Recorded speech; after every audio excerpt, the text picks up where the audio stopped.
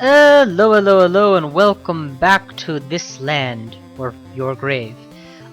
Where last we left off in our tutorial on Gnomoria, where we learned to be a better administrator, we had a good object lesson on, but we had a good time discussing the ways in which to set up a military, how a military works, how to set up formations and squads, how to declare attacks, and what can go wrong if you declare an attack that you obviously cannot sustain.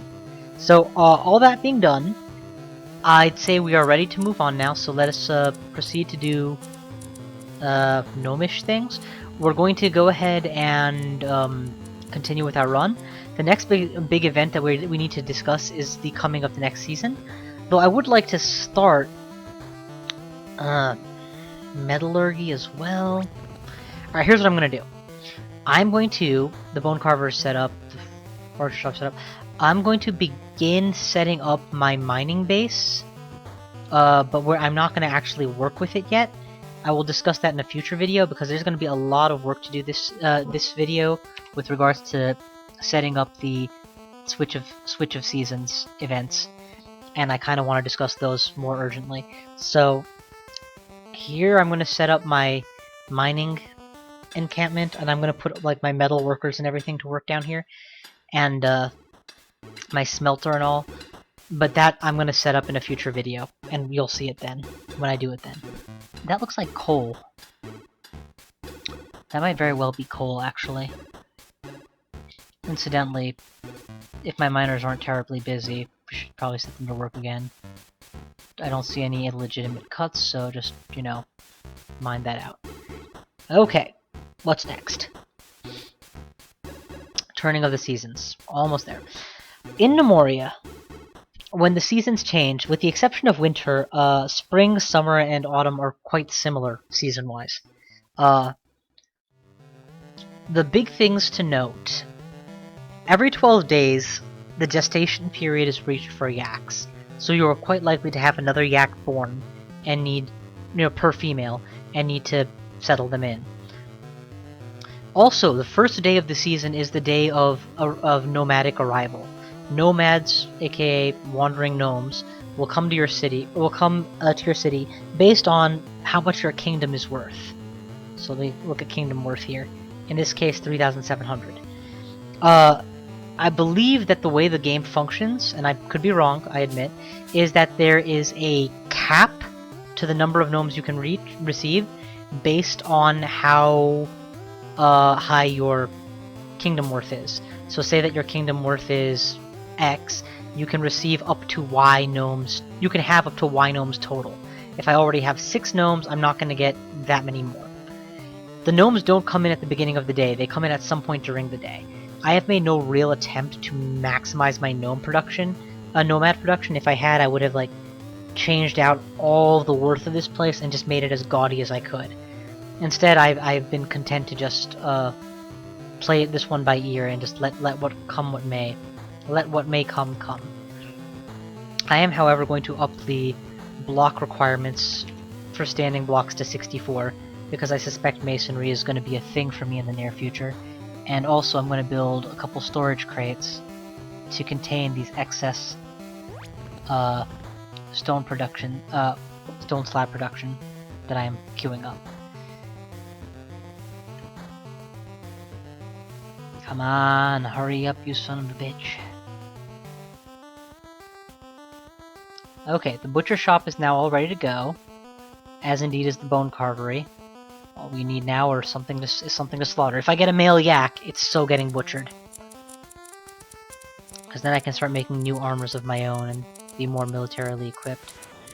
Alright, clearly because I screwed up, as I discussed in the last video, and made this a pine orchard, the time it's going to take to get an apple orchard going is going to be annoying to me, so I'm going to extend the orange grove even further to encompass this southern lip of what would have been the apple orchard. I mean, I literally have saplings laying at the feet of other saplings here. It's not like I lack the place to plant them. This is already too much fruit production for my little town to... Too much is the wrong word. This is already more than I will actually be able to finish. So, you know, there is that. Wheat farm. 160 plots, 57 planted. Excellent, so we are in excess. Come on, Gnomoria, send me some gnomes. What is being built here so avidly? Torches, torches, and the wheelbarrow. Okay, that's fine. You just keep at that. Meanwhile, this area has been dug out, so I'm not going to discuss this, but I am going to do it, so I might as well explain what I'm doing. As with any other kind of resource, when I wanted to make wood, I made a carpenter, I made a sawmill, and I made a wood carver eventually. I didn't make a wood carver, but I could have. Stone cutter, stonemason, stone carver. Cloth, I made the loom and the tailor. Food, I made these. It's no different. For metalworking, I'm going to need some of these. I'm going to want a furnace to turn logs into coal, forge to make metal ore into bars, and then all of these basically use bars in some fashion or the other. Except, I think, the smelter, who can melt down other stuff and turn it into bars. So 2 ways to make bars. Furnace to make coal that runs the forge, and then tons and tons and tons of use for metal. So I'm just gonna fire up and build. I'm just gonna build a bunch of stuff that will eventually be useful down the road at some point. Build.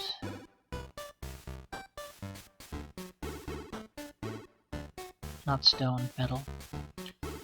The blacksmith I'm even less concerned about than I am about, well, whatever, just get everything. A metal worker is strictly for, well, not strictly, but is primarily at least for decoration and valuable items, which I don't really care about this early on. So I'm not going to make him yet. Blacksmith is obviously necessary. The big one for me is the armor smith and the ability to make my own armors. I have enough copper ore that I could potentially actually start using these things. But before that can even become a possibility, we're going to want to make sure that that ore is available to us. So, goods, metal, ore. Gems. And what the heck, might as well throw in gems as a possibility too. If there are gems, you're more than welcome to bring them up. Okay, that's all set. Those are standing orders that will make my workshop busy for a long time. So, changing of the seasons. The coming of new nomads. And wouldn't you know it, there they are. 3 new nomads have arrived. Bibub, Bizzles, and Fixitelvi. Now, new nomads do not guarantee their safe arrival at your city. They have to walk from wherever they are to your city. This is not usually a problem. They also are immediately added to your population as GNOMAD nomads. Nomadic profession is not listed here. And basically what you're going to see here is a list of their talents, organized by what they're best at. So 27, 15, 15, 15, 14. So this guy clearly is angling to be a rancher of some kind, although he's not that bad at brewing, and he's got a kind of bizarre mishmash. Nothing is over 20, so nothing really stands out for him. This guy is really decent at jewelry making, I suppose. 15. Smelting, prospecting, but again, nothing really standing out here is impressing me. This guy, on the other hand, is clearly born to be a miner of some kind. He's got mining, masonry, stone carving, all as his operative skills. You can, of course, go into the skills menu and take a really good look at everything that they offer. But at the end of the day, this often proves to be too much. Usually what I will do is take one quick look at what my new nomads are like, and decide whether or not it stands out that they need to be a new profession. This guy wants to be a miner, clearly. And honestly, I would like to make him a miner, but I already have 2 miners, and that's too many. Then again, my miners double as stonecutters and such, so it might be nice to have a 3rd hanging around, just to run one of the furnaces if nothing else, until I have pickaxes for him. So I permit him his dream of being a miner. These 2, on the other hand, don't seem terribly good at what they do. This guy has a 17 in animal husbandry, which, how does that compare to my rancher? 28. No comparison. My rancher wins hands down. So these nomads are both going to become what I most desperately need, farmers. I kind of want to make one of them a dedicated cook, but actually this guy's got 25 skill on cooking, this guy's got 33. Really, my old gnomes are all better than my new gnomes, which is again pretty typical. So maybe I'll just skip the concept of a dedicated cook for the time being. It's not like I have that much that needs cooking just yet. 4 farmers should really help amp up my harvest speed and will allow me to be more aggressive in coming up with new projects farm-wise. And what's the yak pasture doing here? We still got 2 4. Okay, so now that we've designated the new gnomes to their activities, give them 5 seconds to arrive in the town. There they come. They will immediately be integrated into the tribe, and now suddenly my food requirements are going to be a little bit higher, my bed requirements a little bit higher, I have more mouths to feed, etc, etc. And wouldn't you know it, the rancher now is free to go ahead and do his repeated crafting. How are we doing for bread, by the way, in the larder? 5 loaves. That's to be expected. We don't exactly have a massive production going. Because I ordered all of these workshops set up, it is understandable that there's going to be a lot of work to be done. Also, this guy came down with a wheelbarrow to take all that ore that I was mentioning before and just set it up in the ore and gems pile. Though without the storage crates here, it's going to be really difficult to put any significant quantity of ore down. Let's go ahead and order the storage crates, I suppose. It's going to save me a lot of time in the future when I'm crafting all those bars.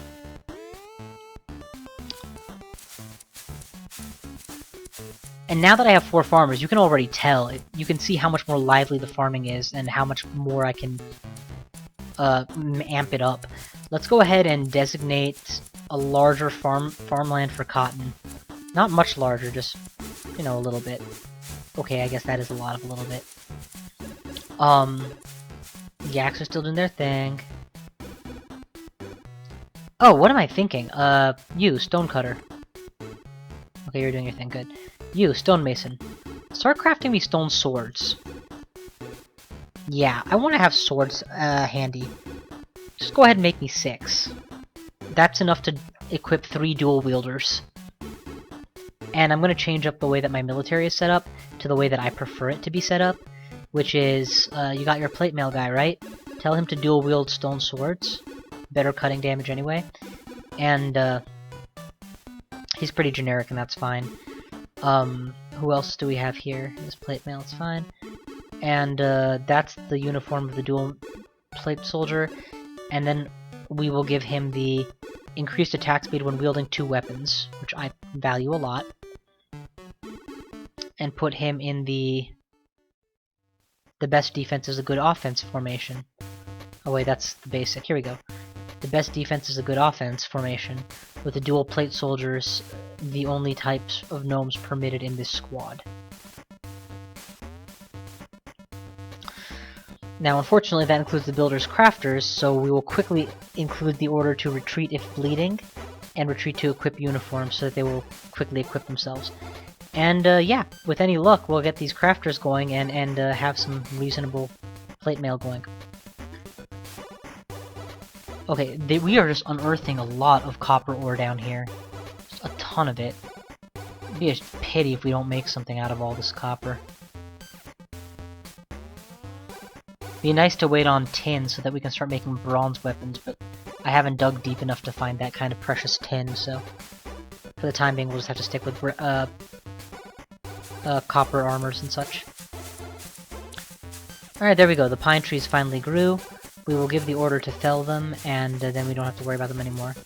Oh, there goes the wheat harvest. The coming of the wheat harvest, I expect my farmers to be working overtime on it any minute now.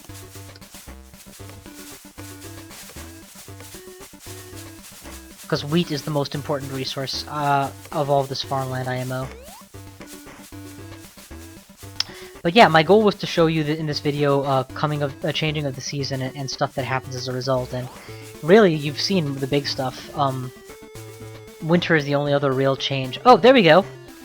Now that the swords are available, my stray builders are quick to equip the weapons. And where are you going? Like a chicken with its head cough. He's probably trying to stock the larder with the fruit. So what's this? That's the other straw bed for the hospital, and this should be the bandage supply, which we are up to 29 cotton bandages. How do we have so many? Oh, because I never got into combat this game. Monitor lizard, monitor lizard.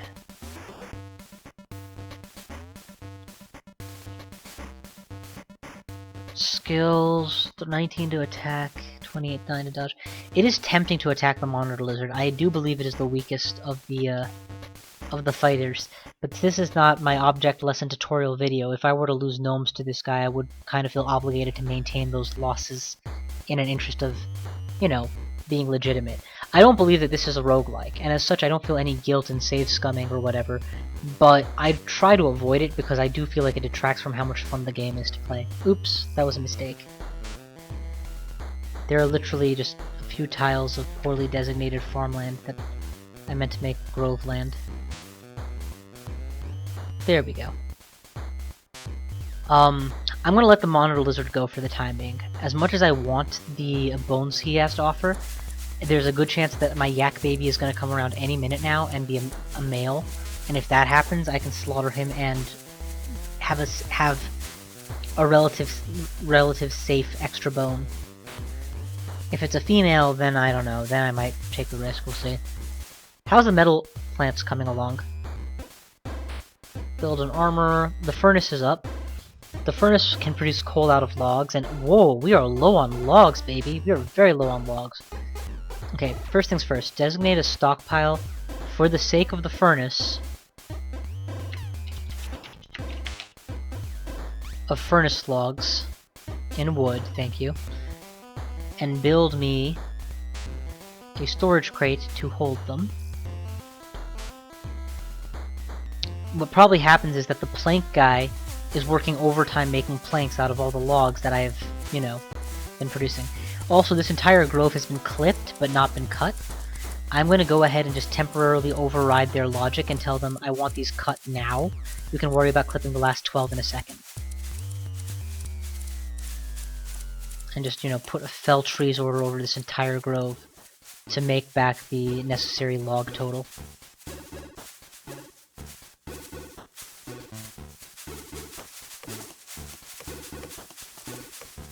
The wheat harvest is, of course, the priority of the farmers, but the woodcutters don't have any such compunction. And of course, any minute now, this kitchen is going to be going overtime with the with fresh orders for the bread to actually get made for once. Whoa! Combat time. Unlike the monitor lizards and such who are more than willing to run off at the sight of me, goblins are more vicious, and they will attack your camp.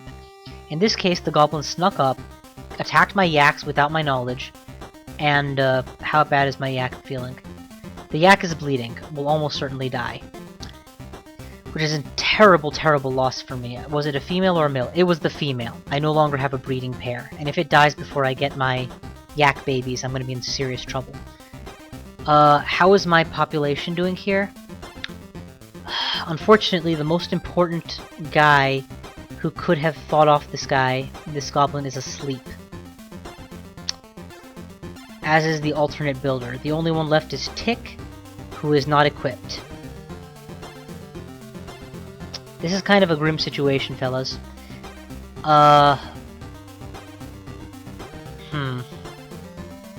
don't have the alarm bell, and even if I did, I wouldn't have the tools to run it, which would have woken up all these guys and gotten them to combat. The temptation to pull a save and quit is pretty high, but I'm not going to do that. Let us go military duty, enemies. Nope, not to the monitor lizard, to the goblin, all squads. And what else can I do in the meantime? I can throw together a ragtag squad, but the problem is that is a equipped goblin. And it's not just a goblin, it's a goblin fighter. So he's gonna take a fair amount of work to get done, and thanks to his claymore he can decapitate my gnomes. With any luck, he'll go off chasing... Okay, so... Pause. Where did he go? Goblin, view, move to. Good, he's gone into the dormitory. With any luck, this will wake up my other gnomes. Go. Guys, there's a fight going on, like... He's gonna use all the bandages up. That's what he's gonna do. The yak died. And there's another gnome? Okay, clearly I am not used to this difficulty level. I'm used to playing at a difficulty level where gnomes don't spawn in this kind of large group setting. Well, we're in trouble, so what we're gonna do is throw together a new formation called Way of the Gnome. And in it, I guess there is nothing I would really want perk-wise here, but the idea is just going to be using unarmed gnomes as the only position. Of course, avoid enemies but perform attack orders is your logic. New squad. It doesn't even matter, I've lost the game at this point.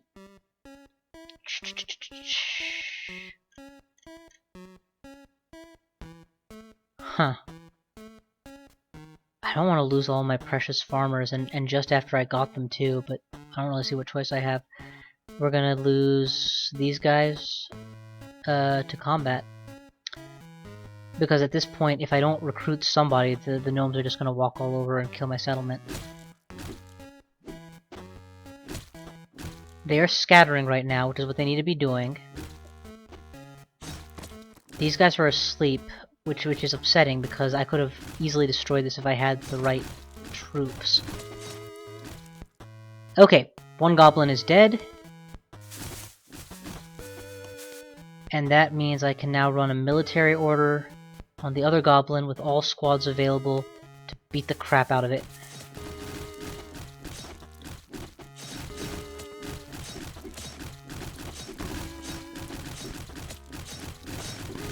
And there we go, finally the military man woke up. Now we pray that there's enough bandages left to heal our injured. I don't think there will be. Where's the hospital? Second floor, check it out. Bandage supply. There are 19 bandages, so with any luck, we won't have any more casualties. Just one builder, who honestly we can do without. Okay. Well, that was honestly not what I expected. It occurs to me that when I was making my tutorial, I should probably have continued to play at a lower difficulty, rather than trying to up the difficulty on myself. But, we survived the attack, and that's what counts for the moment. What we need to do now is focus on what we haven't lost. We've lost a yak. This is devastating, because in order to replace that yak, we're going to need to trade for a new one when the merchant comes to town. And that's going to cost 500 trade points, which is going to be a huge strain on my economy. But, since the yak is dead, we now have something to butcher. So going to the butcher shop, queue up the yak corpse first, and then the goblin corpses afterwards. The yak corpse will give bones, which is what we really need to get the tailor up so that we can make new bandages so that we don't have to die again. We also need that armorer up. The sooner I get an armored squad in play, the better. How are those stone swords coming? We don't have enough. Clearly we don't have enough. What are the miners up to? Presumably they were sleeping. Everybody was asleep when the fight happened. Okay. Go again, people. The trees are all getting chopped down, which is good. Cotton fields are being plucked, which is necessary. And we are licking our wounds. The whole Kicks of Smile I do not much care for as a squad. They are not meant to get into combat, ever. But if they do, it'll happen, and there's not much I can do about it. Until then, I will make sure that their formation does not accidentally perform attack orders, and that they avoid enemies at all times. Okay, I just did that to basic formation, which was a mistake. In fact, I'm just going to delete basic formation since I don't ever intend to use it. Way of the Gnome? No. Yeah. If you're in Way of the Gnome, that means you are all unarmed. And Way of the Gnome unarmed squads are not meant to be on the attack. They are meant to avoid enemies as much as possible. I will only use them to attack when I intend to, and I will recheck this box when that happens. So that way, under military, only the hunter guys will show up when I click all squads. Okay, back to the game as usual. the logging industry is going much better this time. Let's go ahead and hit a save, actually, so I'm not tempted to undo this. Logging industry is going much better. We're getting, like, logs aplenty off of all these. We're getting off our wheat, which is important. Can potentially use this to make mattresses and beds eventually. The bone carvery should be able to make me the bone needle any minute now. As soon as a butcher is available, which I guess will be a while. You know what? Butcher shop? I'm just gonna go ahead and maximize your priority right now. Somebody needs to come here and take care of this ASAP. Because that's the bottleneck. The moment that's done, I can start setting up a clothier and get, you know, my shirts and all going. What's frustrating is I know that if I raise my kingdom worth too fast, I'll just make bigger invasions come. But it feels like I need more gnomes in order to deal with this. And I could make more gnomes if it was okay to build my kingdom up faster.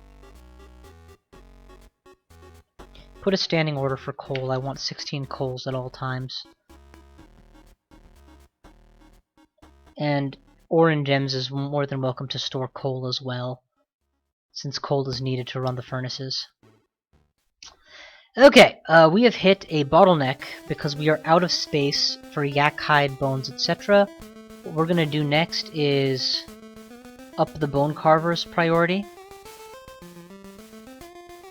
I don't anticipate he will be very long at work, while reducing the butcher's priority back to normal, and we'll designate the area around the bone carver as valid storage for bones.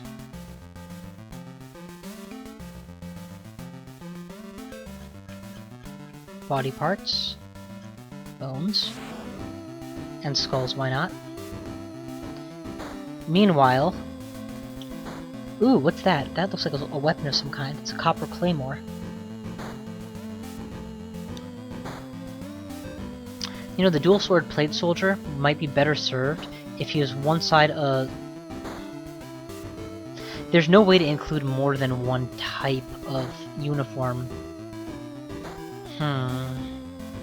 I would like to say wear this or this or this. I don't care whatever's available.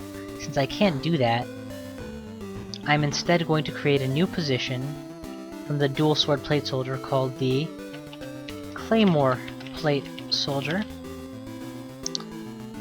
Okay, I just undid something, didn't I? Yeah, I just undid the default military plate mail uniform, which I suppose is fine since nobody uses that.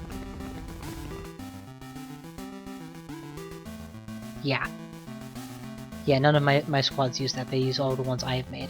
So the Claymore plate soldier, pursue lost targets, retreat if bleeding, and retreat to equip its uniform, and is required to wear the Claymore plate uniform, which says you can wear anything that's available.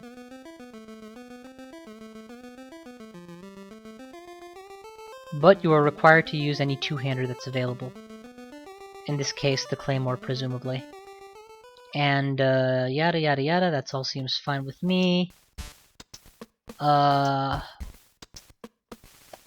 Formation, include one slot for a Claymore plate soldier. And, do we have somebody new who would be valid to fill this position? Farmers are important. Actually, I have one of those new farmers who sucks at their job, would be great.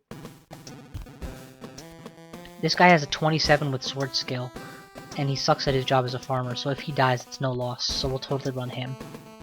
Excellent. Alright, back to game, please.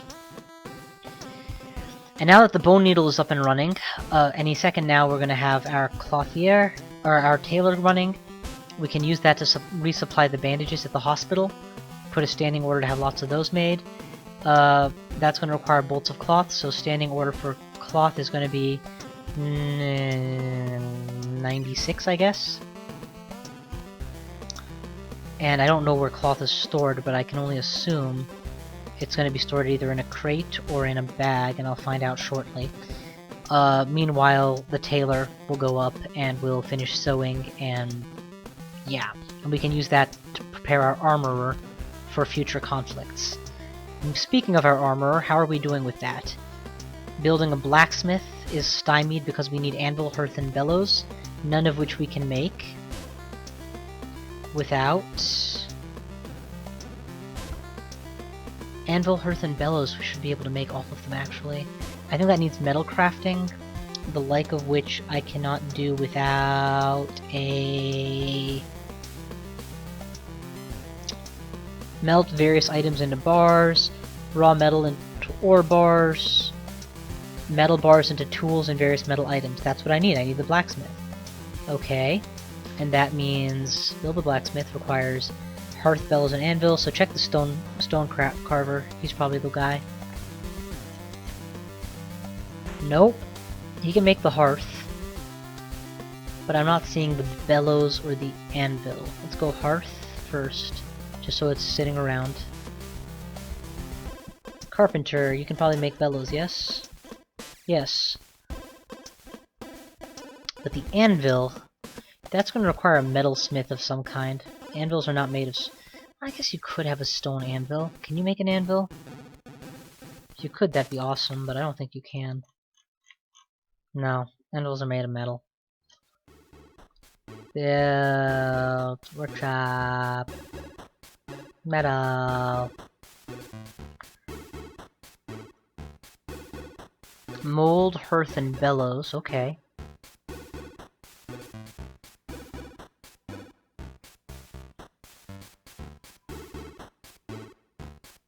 I don't know what it's gonna take to make the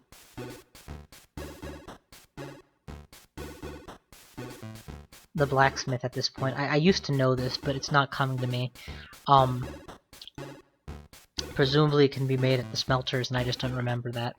Whatever. We'll figure it out. One way or the other, once I've built those, it'll be obvious. And, we're down to 1 yak. That's just sad, honestly. There is some benefit to building walls around your yak pen, in that what just happened to me can't happen if you do that. So I'm seriously considering doing that now. Just putting up a picket fence. The problem is it takes a ton of planks to do, and I don't really have that kind of planks to spare just now, with all the construction I'm trying to do. So I would rather put it off a little while longer and just cross my fingers and pray that I don't get attacked by goblins unawares with all of my troops out again. Oh, the stonemason, what are you up to? If you're not doing anything, I'm gonna punch you. Make another stone sword. Or 2. Make another hearth. And then make another mold. And then make another furnace. Clearly we need these things for all of the metalwork that we are setting up. Righto! That's enough for the time being. You witnessed my first defeated fight. Clearly I am not good enough to play this game on normal difficulty if that's how easily I'm dying. So, we'll see what's up, and we'll see how much longer this can last. Could be that me getting through... My tutorial was definitely the first season, because for that segment of the game I know exactly what I'm doing and I can set up a decent pace. After that, it's any man's guess if I can play this game on normal or not. So we're gonna find that out together. I hope you've enjoyed watching, thank you so much, and I will see you guys next time!